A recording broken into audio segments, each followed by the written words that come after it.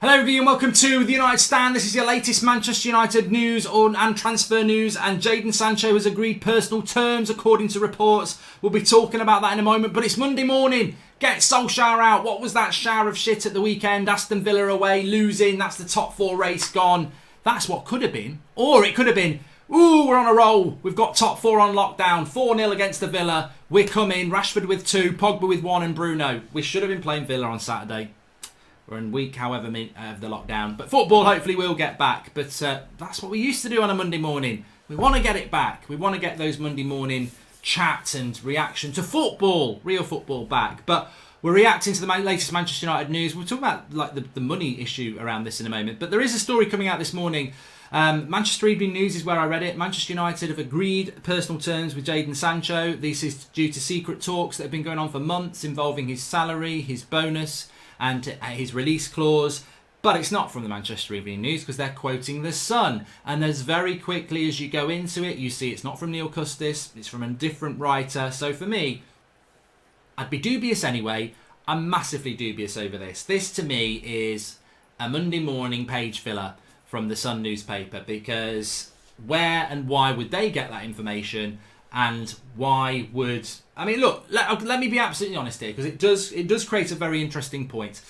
When we were trying to sign Antoine Griezmann a few years ago, that deal was being worked on from the previous autumn, so October, November time. And in June, when Atletico Madrid got the transfer ban, he backed out. He jumped over the fence, he'd walked up the path, he'd knocked on door Carrington, and before we'd opened it, he'd heard about the ban and he legged it back to Madrid. And that was the end of that. And we were so close, and we'd spent so long on it, and we couldn't go and do a deal like that anywhere else because we'd spent so long on that. So to pretend that the season ends and we ring up Jadon Sancho and say, we go on his Insta feed and go, hey Jadon, love your tunes, can we get a deal with you? Of course you can. Do a rap as well. And he's quite funny on Insta. That's why. It's not funny, it's good.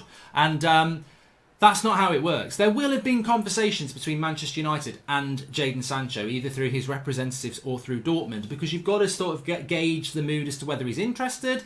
Then you've got to start, working through the sort of, the merchandising, the marketing, the fee, everything. So there will be conversations, but he might be having those conversations with Chelsea as well, because I think around Jadon Sancho, there's definitely an uncertainty around what's going to go on, whether United are in the Champions League or not, whether Dortmund will, will they offer the fee?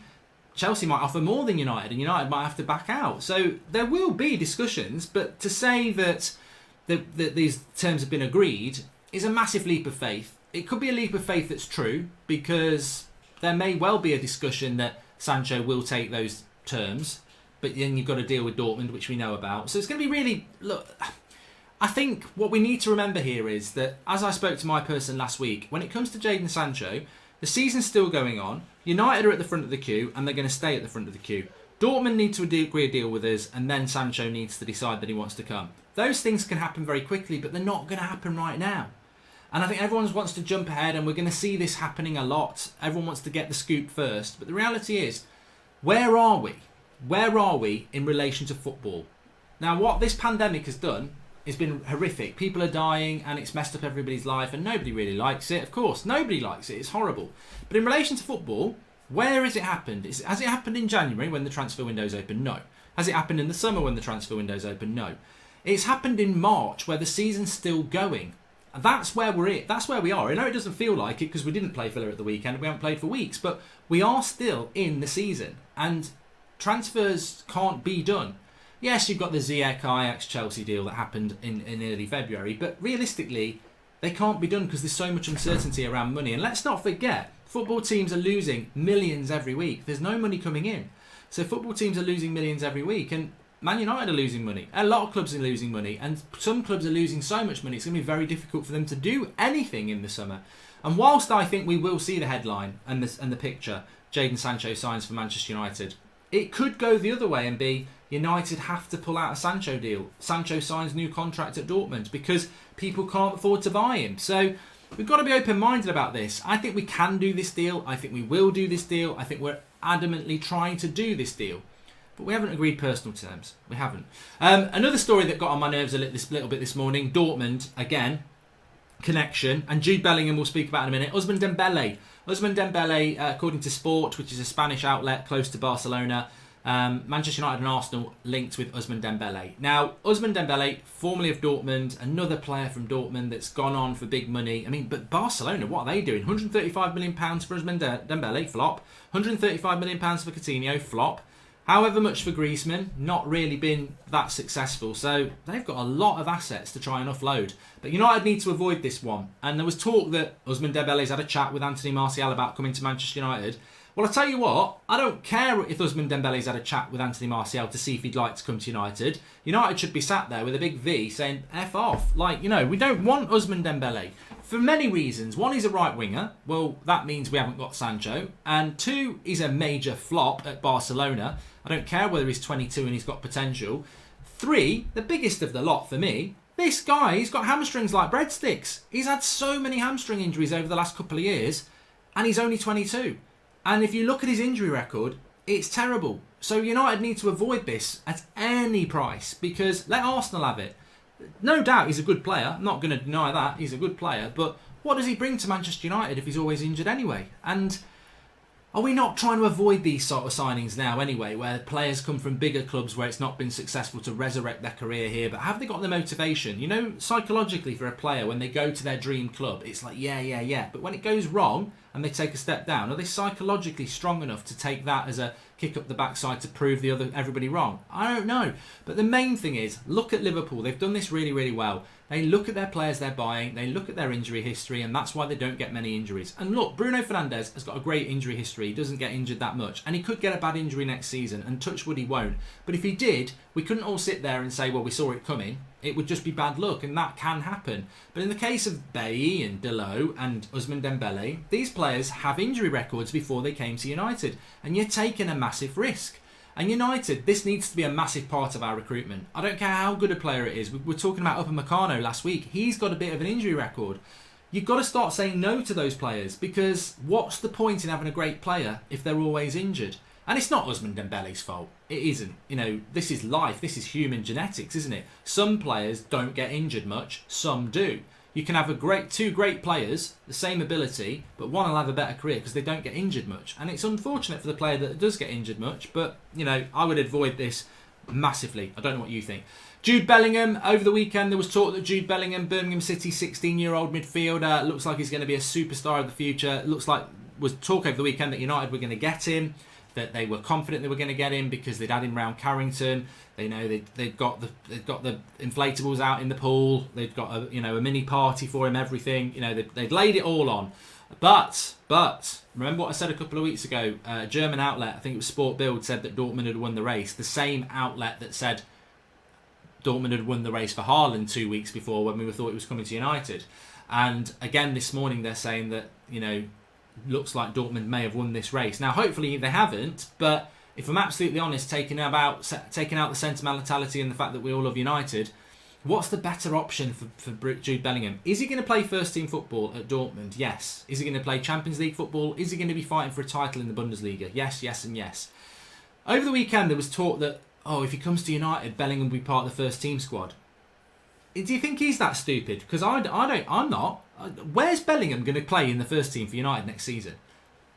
Bruno's got it on lockdown. Pogba's probably staying. Matic, McTominay and Fred are playing really, really well. Where does Bellingham get into that team? I'm sure he'll get to train with the first team, and I'm sure he'll be part of the first team squad. But how many times is he going to start? Hardly ever. And I'm sure he can see that. At Dortmund, they'll play him. And that's the thing. And this is where United need to be a little bit clever, because we can't just get players on the name United now. There are better paths. Look at Dortmund. Jadon Sancho, the player we're chasing, will be a prime story that Bellingham and his surrounding people will be looking at and going, look at what Sancho did. At United, you might play with them, you might earn good money, but you're not going to play very much. So I personally think United missed the trick here. They should say, we'll sign you and loan you back to Birmingham, and you'll play first team football for them for another year, and then we'll see where you are. At least then he knows he's playing first team football. But as we've seen with Gomez and Chong, young players training, being part of the first team squad means nothing if they're not playing first team games. And I think this might be, if we do miss out on Bellingham, the big problem is that the Dortmund path offers him a better career path at the moment. And United need to look at that. Are we offering the best career paths for our youngsters at the moment? And I would say, well, I don't know, is the honest answer. And if we don't know, but he knows Dortmund does, then that might be why we lose out on him. AS are reporting that United can go for Bale and Rodriguez this summer. Not bothered, not interested. That ship has sailed, and we shouldn't be looking at it. We've learned our lesson on these surely now. These players that are past their best, expensive, high-profile players, are they going to come to United hungry? What I like about United's transfer strategy recently is that we're looking at players looking to take the step up with a few years left in the tank, who've got more potential in the tank and are hungry to come to Manchester United. James Rodriguez, Gareth Bale, their careers have been stagnating for a couple of years now. Why would they want to come to Manchester? What are they going to offer Manchester United over the next 3 or 4 years? Not a lot. Age-wise, not a lot. Form-wise, not a lot. And they will. We've made these expensive mistakes before. They're risks. They're very expensive risks that we don't need to make. It's like being a stock, whatever they call him, working in the stock market. You can go for a short-term, high-risk thing that can bring you big dividends, or you can have a long-term strategy and go with something that's going to work over the long term. And I think United need to go on that long-term strategy. We've seen it with Alexis Sanchez, with Schweinsteiger, Di Maria, plenty of others. Bale or Rodriguez would be the same, and I think we should avoid it. And also, I saw Faustino Sprilia, used to play for Newcastle, Colombian striker, saying that Rodriguez would be a good fit. I find these stories sort of annoying in many ways. I'm an ex-footballer who's got an opinion on a player playing for United, but I'm not an agent, I'm not a credible journalist, and I'm not the player themselves. So your opinion doesn't mean anything. Like, they may as well put me in Manchester Evening News. Mark Goldbridge says Lionel Messi would be a great fit for Manchester United. Well, of course he bloody would. But is Messi wanting to come to United? Is any credible journalist saying it? Look, we're all about opinion on here. It's fan opinion. But when you roll these ex-players out, we've got no links to anything. They're just giving an opinion on a player. When it comes to transfers, it's irrelevant.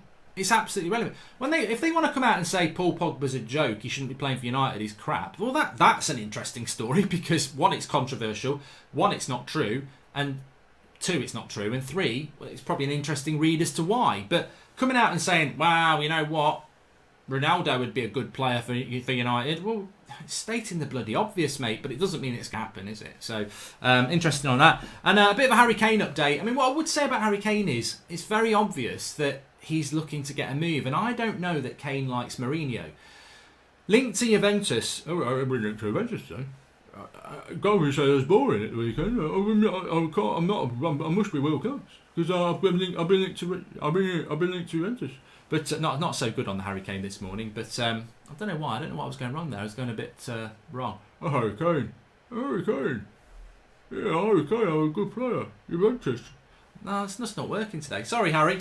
But yeah, Harry Kane linked to Juventus, and he's been linked to Juventus, Real Madrid, Manchester United. There's definitely some stirring of the pot from the agents there. They're definitely trying to get him a move. And I know Saeed was saying on the show last night that he would love Harry Kane. But for me, I can't engage in this story. But what I would say is I think we're going to be linked to Harry Kane a lot over the summer. So fasten your seatbelts on this. Maybe something will happen with it, but the reason I can't get engaged with it, and somebody said to me yesterday, why are you not interested in this Harry Kane story? I said, because how does it happen? Now, if we don't get Sancho, maybe it happens, but if we get Sancho, how do you spend 100 million on Sancho and then 150 million, 200 million on Harry Kane? Where have we got this money to do that? So that's the thing for me. It's the realism of the deal. Harry Kane to United, look, I think he's a very, very, very good player, and I think he would be very good at Manchester United. I think he'd be a good fit, like Rooney said, but where do we get the money to do it? And realism is always important to me in the transfer window. We haven't got £400 million to spend, so how are we going to get Harry Kane and Jadon Sancho? And even if we did get close to having that money because we sold Pogba, you don't buy a right winger and a striker and let Pogba go. Pogba would need replacing, so a lot of the Pogba money would go on a replacement for him. So where does the Harry Kane money come from? Now, look, if we can get the fee for Kane down to 100 million, then suddenly you're like, maybe we can talk, but. Look, Harry Kane clearly wants out of Spurs. I think that's very obvious from all the links and all the stories. Juventus, Corriere dello Sport apparently now. I can't see them. Juventus can't afford Harry Kane. There are some players, as we've said, who are in a golden cage this summer. They want to move, but nobody can afford them. Neymar, Mbappe, Harry Kane, Pogba, they're all probably going to stay because no one can afford them. But doesn't mean they're not going to try and get a move. But I just don't see United. At this moment in time, I can't see how this works. And things can change. You know, we maybe miss out on Sancho. We've got £100 million. We go for Kane. I don't know. Things can change, but I don't think it's realistic at this moment in time. Thanks everyone for watching. Get your Bruno t-shirts, links in the video description. We've got them in red and black. Forgot to say about that. Bruno, nice summer week. It's going to be nice and warm this week in the UK, so t-shirts are out. And we've got a brand new series starting for you this afternoon at 2 o'clock. Check that out. I think you're going to enjoy it. Make sure you subscribe, smash a like on the video, and of course 8 o'clock tonight. Get your t-shirts, link in the video description. Have a good week, everyone.